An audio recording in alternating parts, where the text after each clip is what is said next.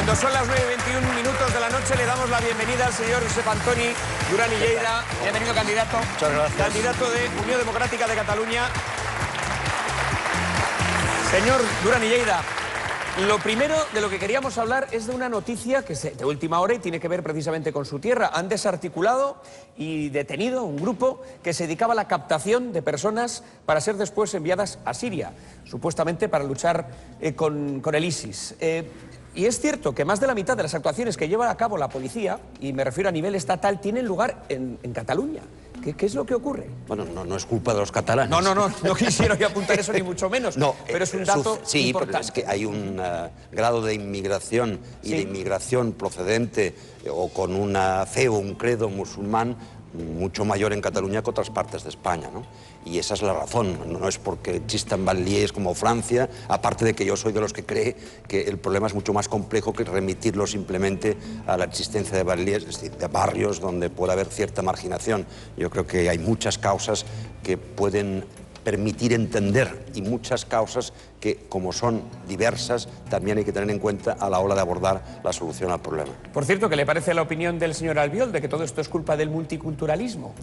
Yo no comparto ese tipo de afirmaciones. Yo creo que no hay que mezclar, no sé exactamente en España cuántos musulmanes hay, pero sí, ayer por ejemplo leía en un periódico italiano la cantidad de musulmanes que hay en Italia y el número de activistas que están seguidos por la... No tiene nada que ver, por lo tanto no es cuestión como la época de McCarthy en Estados Unidos de buscar debajo de cada demócrata, en el caso norteamericano, un comunista. Tampoco es cuestión aquí de buscar debajo de cada musulmán a un terrorista o a un yihadista, pero es cierto que ese terror tiene un ejército de reservistas importantes en Europa y por tanto es cierto y hay que tener muy presente las medidas que sean necesarias para combatir a esas personas. Otro tipo también de medidas que no son de alcance español, que deberían ser de alcance europeo e incluso internacional. Estamos discutiendo si se interviene o no se interviene. Yo soy de los que digo que eso requiere un acuerdo de la comunidad internacional, de Naciones Unidas, pero fundamentalmente de Europa, Estados Unidos y Rusia, porque hasta la fecha cada uno va por su cuenta y que hay que procurar no cometer errores que experiencias anteriores en Irak o en Libia nos han puesto de relieve que no han sido positivas, sino todo lo contrario, aunque de ninguna de las maneras soy de los que cree que esos errores justifican ese terror. Nada puede justificar ese terror.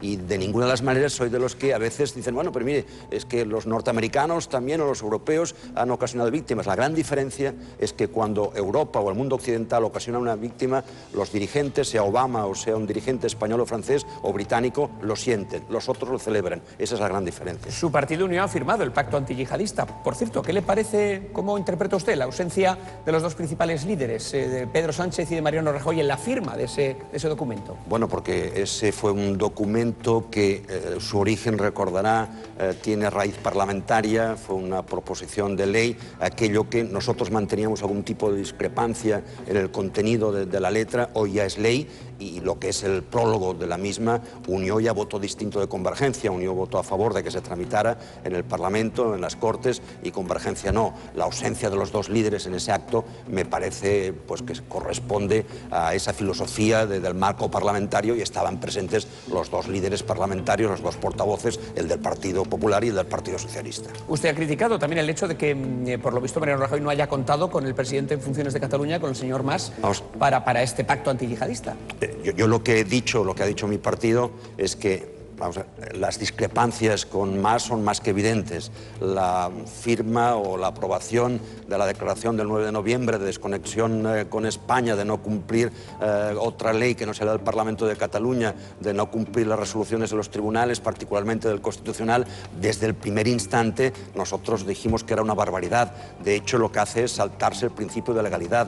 Eso es algo inadmisible en cualquier Estado de Derecho. Eso en Europa ha hecho un daño terrible a Cataluña y, por supuesto, eso provoca una inseguridad tremenda. Por tanto, de cara a lo que es las cuestiones económicas de presente y de futuro, es terrible el daño. Pero, guste o no guste, y por supuesto yo no he votado más como presidente de la Generalitat, es presidente en funciones. Y yo creo que no hay que dar la misma respuesta. Si ellos intentan o dicen que van a saltarse la ley, que no van a cumplir otra ley que la del Parlamento catalán, creo que no hay que responder con la misma moneda. Y por tanto, si el presidente Rajoy habló por teléfono con el presidente de Euskadi Euskadi, del País Vasco, porque la competencia de policía, el máximo responsable es el presidente Urkullu. Creo que en la medida que nosotros tenemos una policía autonómica, guste o no guste, pero es el presidente en funciones, no sé por cuánto tiempo, Artur Mas habría que haberle llamado. Cosa distinta es el partido. El partido, dicen, ¿se ha excluido a Convergencia? No, no, es que a Unión no la excluyó nadie. Unión dijo, oye, yo quiero estar. Yo creo que se requiere el momento, la unidad de las fuerzas políticas y por tanto yo quiero estar aquí. Por tanto no espero que me llamen. Yo soy el que le digo a Rajoy o a Soraya Sáenz de Santa María y lo digo públicamente, nosotros queremos estar aquí. Bueno, esto es lo que se refiere a la actualidad internacional, pero si le parece vamos también a analizar lógicamente, que es la que también nos interesa y mucho, que es lo que está pasando ahora mismo en Cataluña y en el resto del Estado. Y lo que vamos a empezar viendo es precisamente pues un vídeo que nos va a traer las últimas noticias de lo que ahora mismo está ocurriendo en Cataluña. Lo vemos. La tensió entre el gobierno i Artur Mas crece. Com molt s'està produint una operació d'intervenció més directa, més indirecta del que és l'autonomia catalana. En el punto de mira de Artur Mas, él, el ministro de Hacienda. Està jugant amb foc i es cremarà. El motivo de su enfado, la estricta vigilancia que el Ejecutivo ha impuesto al gasto público de la Generalitat. La garantía de que no se desvíe ningún euro hacia veleidades independentistas. Y avisa. Com més agressions rebem, més eixamplar la base sobiranista del nostre país, per fer més irreversible el procés que estem vivint. Palabras a las que el propio Rajoy respondía solo horas después. La ley se cumple. Hasta ahí podríamos llegar. Los proveedores de Cataluña estén tranquilos. Van a cobrar. Más lejos ha ido la líder de la oposición en el Parlamento. El señor Mas lo que debe hacer es dar un paso atrás y retirarse. Menos drástico ha sido el líder de los socialistas catalanes, que pide diálogo. Iceta tendía la mano a Convergencia hace unos días. Hay mayorías diversas posibles en el Parlamento de Cataluña. Y es que 2 meses después de las elecciones, Mas sigue sin recibir el sí de la CUP para su investidura. Antonio Baños parecía dejar la puerta abierta al acuerdo. Nosotros lo vamos a hacer es poner límites y líneas rojas a una propuesta que ni siquiera tenemos. Pero las resistencias dentro del partido parecen ser muy fuertes. La línea más intransigente de la CUP se resiste a investir a Mas presidente. Los partidarios del sí y del no confrontan mañana sus argumentos en la Asamblea Nacional de los Anticapitalistas. ¿Volverá a ser Artur Mas presidente? Señor Durán, corríjame si me equivoco, pero creo que esto no había pasado nunca en Cataluña. Llevamos 2 meses, todavía no hay un gobierno, no hay un presidente de la Generalitat. Vamos de nuevo con otra sesión de investidura. ¿Qué cree usted que va a pasar? Si tuviera usted que apostar por algo, si no me equivoco, la última propuesta de Junts pel Sí es un presidente, que sería el señor Mas, y 3 comisiones de gobierno. ¿Querrá esto la CUP? Bueno, es una especie de presidencia coral con la que yo no estoy de acuerdo y creo que no es digno para el presidente de cualquier gobierno y tampoco para el presidente de Cataluña. También al mismo tiempo ofrece Convergencia y su presidente o candidato a la presidencia el que dentro de 10 meses se someta a una moción de confianza. Yo creo que esto es poco serio y poco responsable. Yo no hubiese negociado nunca con la CUP. Lástima que 13.000 personas no creyeran que el voto a Unió el 27 de septiembre era muy útil, porque si hoy el país estuviera en manos de Unió y no de la CUP, las cosas cambiarían muchísimo. Pero dicho esto, a mí me sorprende que se pueda negociar con una fuerza política que se dice que se quiere empezar un nuevo sistema, un nuevo Estado, y se empiece con alguien al que respeto por su coherencia, que es la CUP, pero que es antisistema, que quiere salir de la Unión Europea, que quiere salir de la NATO, que no está de acuerdo con las escuelas concertadas, que quiere privatizar las empresas. Sinceramente, ni conozco la CUP porque nunca he tratado con ellos, pero no reconozco esa Convergencia. Y la situación me parece grave. Me parece grave las dos alternativas. Tanto si hay un gobierno que dependa de la CUP, creo que es una hipoteca para Cataluña, y también si vamos otra vez a elecciones, es que en Cataluña sería el 2010 elecciones, 2012 elecciones, 2015 elecciones, 2016 elecciones, y en plena crisis económica. Y la ciudadanía tiene otros problemas, sin ignorar que a la vista de lo que acabamos de apreciar en este vídeo, Aquí hay dos posiciones muy distantes y hay un problema que el propio presidente Rajoy por primera vez calificó de problema español cuando convoca elecciones, y que ese problema hay que solucionarlo. No se soluciona, a nuestro entender, mediante la pretensión de ruptura de España. No estamos de acuerdo. Esa propuesta que ya materializó con una declaración el 9 de noviembre y que ahora dicen que no era muy serio y que era simplemente un juicio, unas intenciones, pero tampoco creemos que puede continuar sin resolverse el problema. Y la única manera es recuperar el espíritu de concordia y de diálogo. Aquí hay un problema y hay que solucionarlo, porque al final nos afectará a todos, por supuesto a Cataluña, a los catalanes, pero a España. Nos lo han dicho por activa y por pasiva.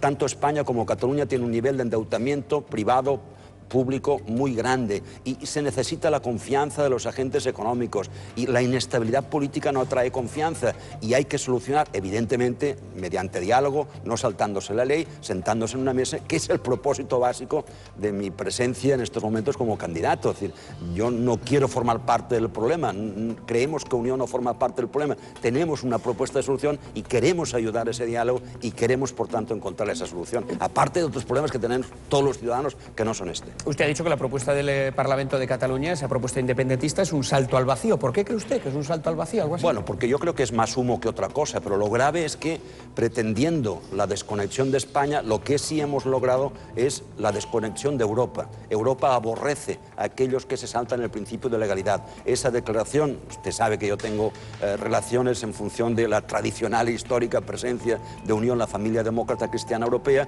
y eso ha caído evidentemente fatal en lo que es el mundo democrático europeo. Cataluña tenía un prestigio en Europa, lo estamos perdiendo, tardaremos mucho en volver a recuperarlo. Por eso es un salto al vacío, es un salto a la nada. Es decir, es que uno no es independiente porque un día diga Cataluña es independiente. Eres independiente si te reconocen los demás, pero ser independiente y no poder ser reconocido, aparte de que, reitero, hay más gesticulación que otra cosa, pero la gesticulación es gravísima. Es que aquello que todo el mundo sabe, que desde pequeñito, que no se puede jugar con las cosas de comer, y están jugando con las cosas de comer. Ese es el problema. Pero reitero, para solucionar el problema tienen que unos cambiar de actitud, no la van a cambiar los que negocian simplemente la independencia o la ruptura. Nunca España, esté gobernada por quien esté, negociará la ruptura, ni nunca ningún país democrático de la Unión Europea va a apoyar esa negociación. Se necesita otra gente catalanista, otra gente nacionalista, pero que no vaya a esa ruptura, que simplemente quiera, igual que hizo en el 76-77, volver a sentarse en la mesa y hacer un pacto y ocuparse de los problemas, reitero, que tiene la sociedad. Tenemos una sociedad con el 23% del paro, hay mucha desigualdad, hay joven que no tiene trabajo, las familias en este país nunca han tenido una política en favor de la familia. Queremos y debemos ocuparnos de todo eso también. Pero vamos a ver, señor Durán, si las dos partes que ahora mismo están en esta discusión no se mueven un ápice, ¿se puede llegar a una solución dialogada? ¿Hace falta un nuevo intermediador? ¿Se va a tener que aplicar el artículo 155 de la Constitución? ¿Suspender a la señora presidenta del Parlamento catalán? ¿Qué es lo que va a ocurrir? Yo creo que, fíjese, es cierto que hay unas distancias siderales de parecen posiciones. Insalvables a día de hoy. Tienen que ser salvadas. No digo, insisto, que la solución, porque no participa mi partido de ella, sea la que propone el señor Mas y Junts pel Sí, pero tampoco creo que sea solución ignorar el problema. Hoy ya el presidente del gobierno reconoce ese problema. Usted dice, están muy enfrentados. Vamos a ver, hay muchos espectadores que seguramente no vivieron la transición política, otros ya la vivimos cercana, otros intervinieron.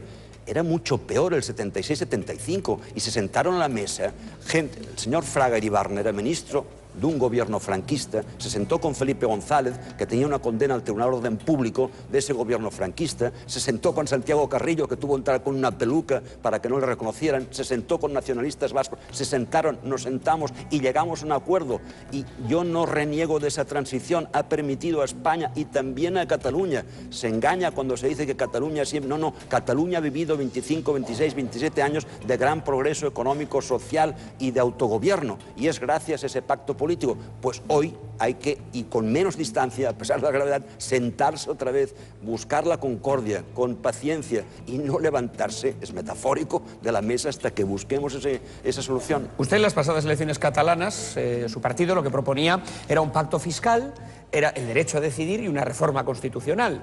No, nosotros proponemos es no tanto reforma constitucional, sino añadir una disposición adicional que reconozca la realidad nacional de Cataluña, tesis con la que están de acuerdo muchísimas personas, desde exmagistrados, expresidente del Tribunal Constitucional. No es simplemente una cuestión de unidad democrática. Aquí, en Madrid, el señor Herrero de Miñón, constitucionalista, están de acuerdo con esa fórmula. A partir de ahí, reconocer y amparar la exclusividad en temas de cultura, lengua y su proyección en la enseñanza, porque el nacionalismo catalán, la base no es económica, no es, por supuesto, étnica, es pura y simplemente cultural, ¿no? Y en tercer lugar, buscar una fórmula que nosotros denominamos concierto fiscal solidario de Cataluña para reducir el déficit fiscal, sabiendo que otras comunidades autónomas también lo tienen. Y eso, pactado, someterlo a consulta. Es decir, un concierto económico para Cataluña como lo tienen, por ejemplo, Euskadi y Navarra. No, vamos a negociar eso. Yo creo que, vamos, para que todo el mundo, si no lo saben, podemos compartirlo. El concierto es un instrumento, el cupo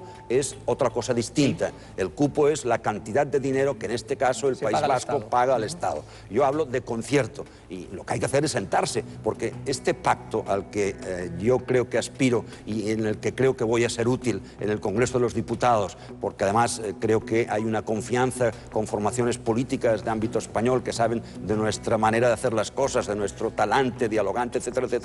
Aquí solo se llega a través de un mecanismo que es diálogo, que es pacto y que es transacción, y saber ponerse en la piel del otro.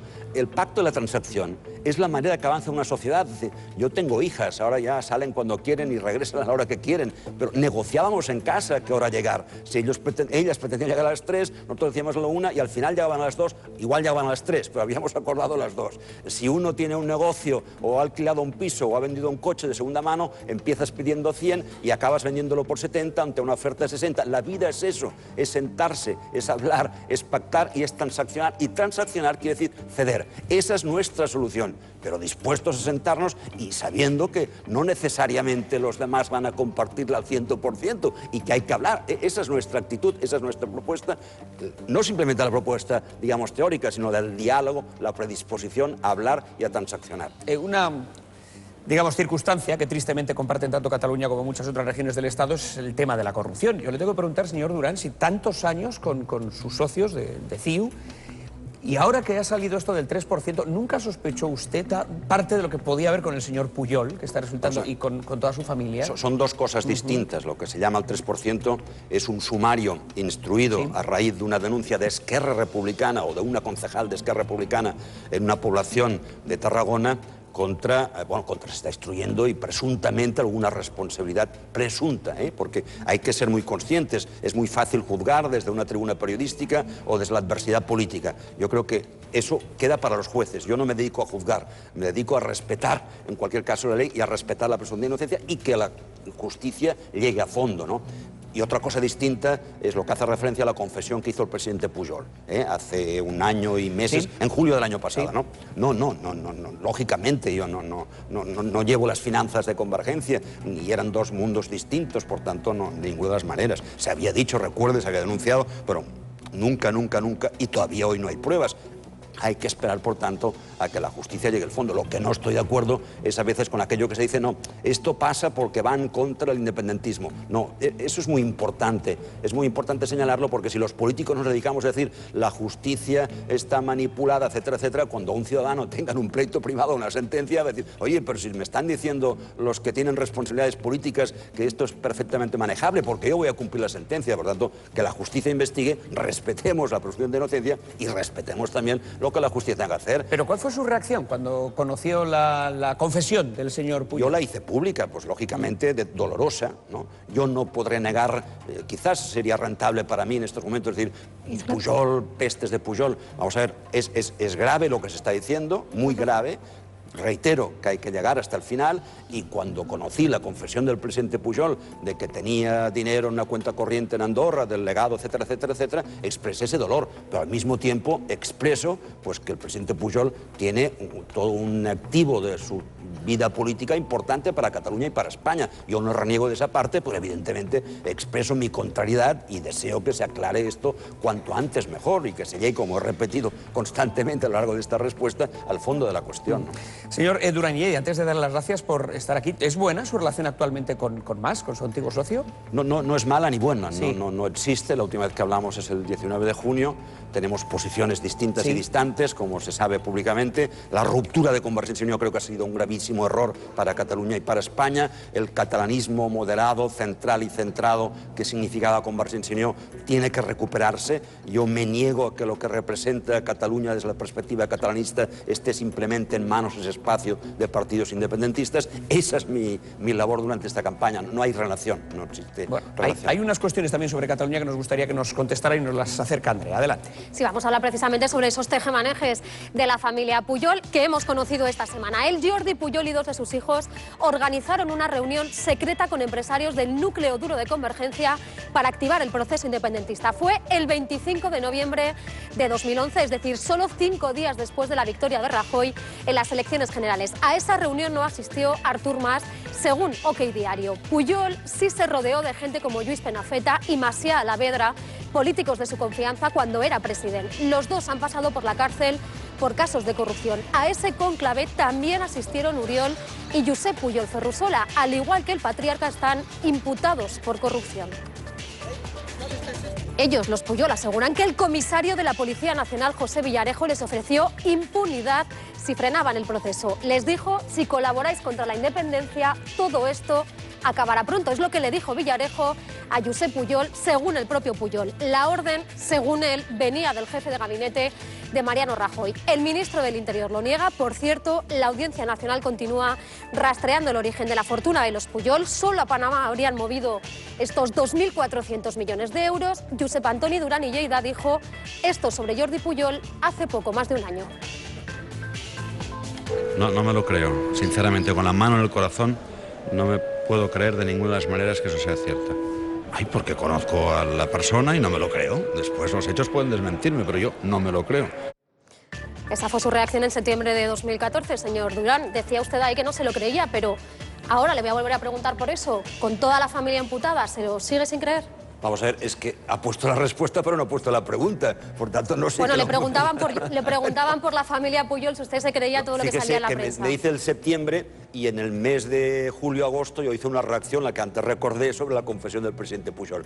Vamos a ver, hay más hechos encima de la mesa, pero por ejemplo esta información que usted acaba de decir de que existió esa reunión, lo que seguro que es que yo no he estado ni en esta ni ningún tipo de reunión al respecto. ¿Usted tenía constancia de esa reunión? No, ni constancia, ni nunca estuve en ningún tipo de reunión. He dicho por activa y por pasiva, no hoy, durante mucho tiempo, yo jamás he sido independentista, por tanto difícilmente voy a participar en una reunión de corrupción y ligada con el proceso independentista. Que si es cierto o no, no lo sé. Yo tampoco puedo creerme todo lo que diga no sé quién.